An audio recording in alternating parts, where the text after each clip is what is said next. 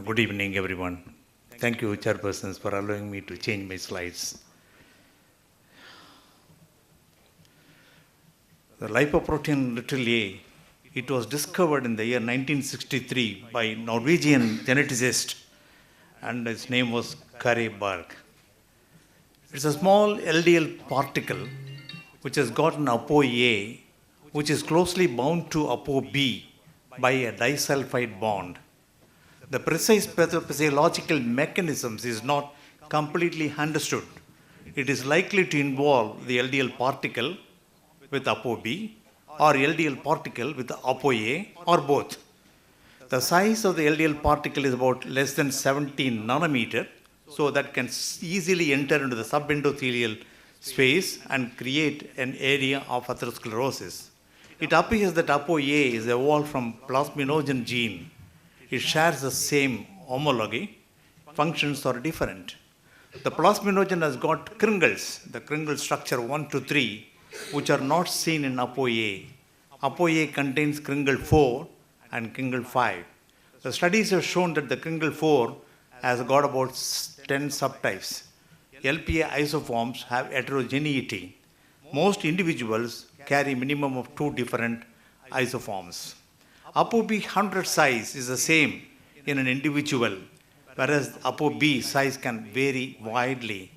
So depending on the size of the ApoA isoforms, the levels in the blood probably of levels of LPA will vary.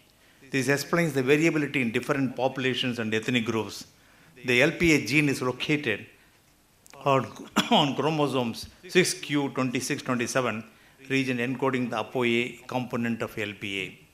Having seen this, I must tell you that the lipoprotein little a, which has got the LDL small one, plus an ApoA and ApoB, they are closely linked by a disulfide bond. It has got pro-atherogenic effects, pro-thrombotic effects, and pro-inflammatory effects. If you just look at the information that is projected here, you can just see the clinical outcomes. The clinical outcomes could be in the form of myocardial infarction, ischemic stroke, or atherosclerotic narrowing of the blood vessels, or aortic valve stenosis. So LPA, ladies and gentlemen, is now well recognized. It is an independent risk factor for atherosclerotic cardiovascular disease. Epidemiological studies have shown that more than 20% of the population seem to be having higher levels of LPA. Mendelian randomization studies have shown that long-term exposure to elevated LPA levels strongly and causally associated with an increased risk of ASCVD. Lipoprotein little a pushing patients for an ASCVD risk is almost same as you encounter those patients with the familial hypercholesterolemia facing the important cardiovascular risk. People who have more than 180 milligrams of LPA levels need to consider that they have a separate genetic preponderance to have these sort of problems, and it is considered as a genetic disorder. If you look at the epidemiological data that are available today, the emerging risk factor collaboration, which had concentrated nearly about 36 long-term prospective studies, which had involved nearly about 130,000 participants with no previous history of ASCVD, no CAD, no stroke, but surprisingly, 13% increased risk of coronary artery disease, 10% increased risk for ischemic stroke had been seen or witnessed in this particular epidemiological data. The increase in the risk is noticed for every 3 to 5-fold increase in the LPA concentration. This is the most recent data arrived from the UK Biobank study, which had revealed that anything that goes beyond 50 milligram of LPA, probably you need to stratify these patients that they have an increased atherosclerotic cardiovascular risk. People who have more than 100 milligrams, more than 150 milligrams, they have an increased preponderance to develop ASCVD, and the risk is very high, and the risk starts as early as 40 years of age. The important data that we have derived is from the 2 landmark studies in the field of epidemiology, particularly focusing on the LPA. One is a Copenhagen City Heart Study with a 26 years follow-up of nearly 11,000 participants. The other one is the Copenhagen General Population Study, which had concentrated on about 10,000 participants with a 14 years follow-up, clearly indicated that people who have more than 90 fifth percentile, that is about 120 milligrams of lipoprotein little a, have got an increased incidence of myocardial infarction in spite of probably allowing the AS6 variables as well as the multiple variables which were taken into consideration. Apart from that, the LP has got a strong link between the atherosclerotic cardiovascular disease in the form of myocardial infarction. The same study, the CGPS, which had analyzed the major adverse cardiovascular events or the recurrent problems which were encountered in this study, about 2,500 people, they analyzed the data and came to conclusion that more than 100 milligrams of LPA has got an adverse effect in increasing the morbidity and mortality. And it has been seen, according to them, that not only the cardiovascular mortality is high, but also the all-cause mortality is high. When you have a higher levels of LPA, more than 95th percentile, in spite of giving allowance for A6, vendor, and then the smoking and all those things.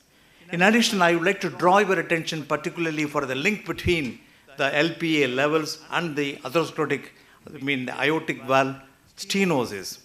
The study that was published in New England Journal of Medicine clearly indicated that the genetic variation of the LPA focus is mediated by the LPA levels in association with aortic valve calcification across multiple ethnic groups and with the incident clinical aortic stenosis. The next year, we had witnessed the publication JACC saying that the elevated levels of lipoprotein little a is responsible for increasing the aortic valve stenosis when it crosses 90th percentile, which predicts nearly about 2 to 3-fold increase in the aortic valve stenosis. I think many of us had totally forgotten about this link between LPA and the aortic valve stenosis. Even the cardiologists who are actually pushing patients for the TAVI procedure, they are not performing the lipoprotein little a levels. I am sorry to say that. How the LPA is probably responsible in increasing the aortic valve stenosis is that there is an increased calcification activity, the faster progression in the calcium score, and then the faster problems of hemodynamic progression also been witnessed when you have a link between LPA and aortic valve sclerosis, which push patients for severe aortic stenosis, and they are all getting pushed for TAVI and including the morbidity and mortality. What is the link between LPA and the ischemic stroke? The study, again, indicating the Copenhagen study, which had involved 50,000 people as well as 10,000 participants, they analyzed the data, both by observational analysis as well as by the genetic analysis, clearly seen that there is a link between the ischemic stroke and the lipoprotein little a. The other study is the LPA and peripheral arterial disease. As diabetologists, probably most of you are interested in peripheral arterial disease, you need to know that you are expected to send the patient's lipid profile for a lipoprotein little a. Always ask for extended lipid profile. Don't stop with the triglyceride, total cholesterol, HDL, LDL cholesterol, and then the calculation and the ratios, all those things. I think you need to probably ask for at least once in the lifetime of a patient who is seeking advice from you to send them at least once in lifetime for an LP estimation, which gives you a clear idea whether the patient is at a risk of developing atherosclerotic cardiovascular disease, particularly more important in people with diabetes. Peripheral arterial disease, again, is very high. So having seen this, I think the link between the lipoprotein little a and the heart failure, directly the LPA levels predominantly by the genes are also responsible for pushing patients for heart failure. In addition, the development of aortic valve stenosis can push patients for this. The development of myocardial infarction can produce these problems of heart failure increase. Why should we get worried? Any level that goes beyond 90th percentile or 95th percentile is linked with 2 to 3-fold increase in myocardial infarction, 2 to 3-fold increase in ischemic stroke, 2 to 3-fold increase in peripheral artery disease. The same thing is true even for the other things like heart failure. In addition, we need to remember that the mortality due to the higher levels of LPA beyond 95th percentile is definitely high. Now we believe it is a strong, independent risk factor, causal risk factor for cardiovascular disease. How to assess lipoprotein little a? Use well-validated assays, use isoform insensitive assays, because there are a number of isoforms which I started telling you about it. ApoA is responsible for the isoforms. Suppose these isoforms are very numerous and it will differ in size. So conventional assays which are giving these reports probably may not be correct. You should ask for them to go for the isoform insensitive assays. Fresh samples are preferred. What is the link between LPA and diabetes? Because this is a diabetes conference, I thought I should tell something about it. LPA has a complex and paradoxical relationship with diabetes. Higher levels are dangerous for heart. Lower levels are often linked with the higher risk of developing type 2 diabetes. So if you have a low levels, they develop it higher risk of developing type 2 diabetes. There's a strong inverse relationship between the two. So what is a paradox? Low levels of LPA and the diabetes risk, large studies have shown that levels between 7 and 10, you have chances of getting more incidence of type 2 diabetes. But it is thought, why is it occurring? Because of increased levels of insulin, probably responsible for the production of LPA getting suppressed because of hyperinsulinemia. Higher LPA and the complications.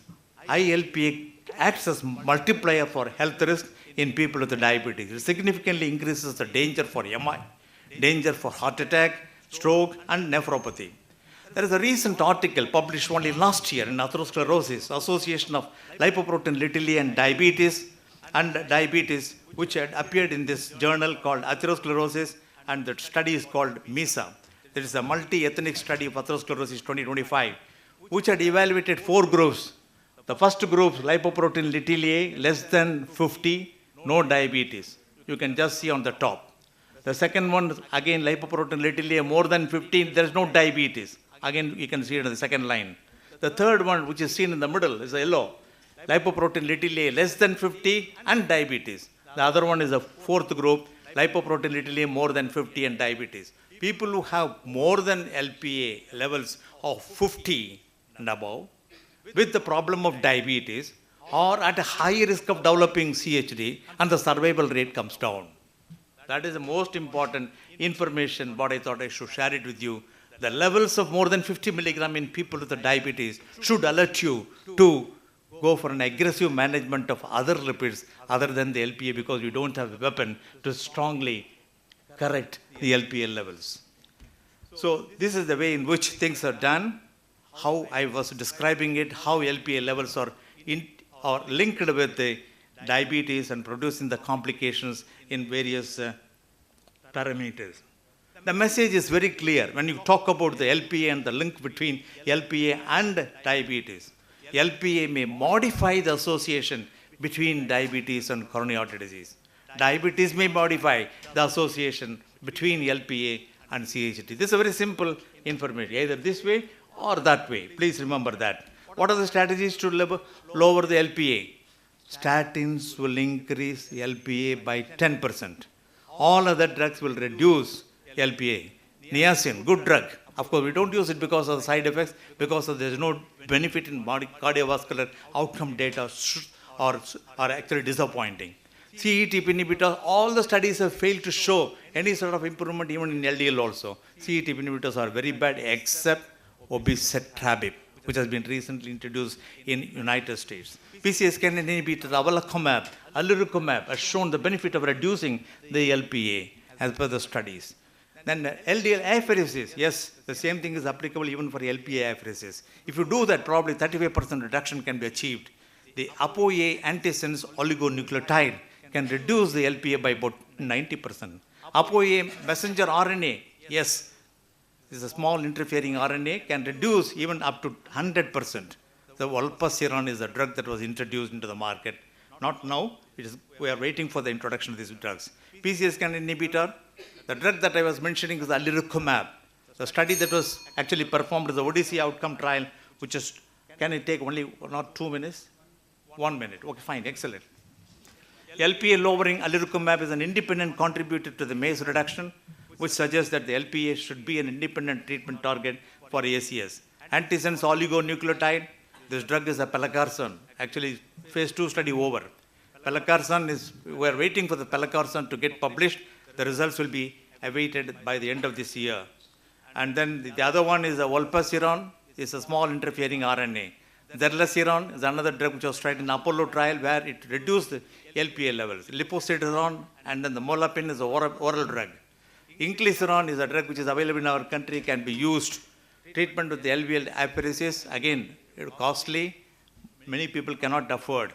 My recommendation, I will skip this. Let me conclude my talk by telling you that LPA is an independent risk factor for ASCVD, calcific aortic valve stenosis, stroke, and peripheral artery disease. Elevated LPA probably increases the risk of heart failure. And then the LPA should form a part of the lipid panel. PCSK9 inhibitors seem to confer the benefit. Lipid apheresis is effective. Antisense oligonucleotide pelacarsen is on the way. CVOT results are eagerly waited. Small interfering RNA, olpasiran, zerasiran, probably will be responsible to reduce the LPA levels. Ladies and gentlemen, let me conclude my talk by telling you only a simple message. LPA is not little anymore. It is a deadly cholesterol. Thank you very much, ladies and gentlemen.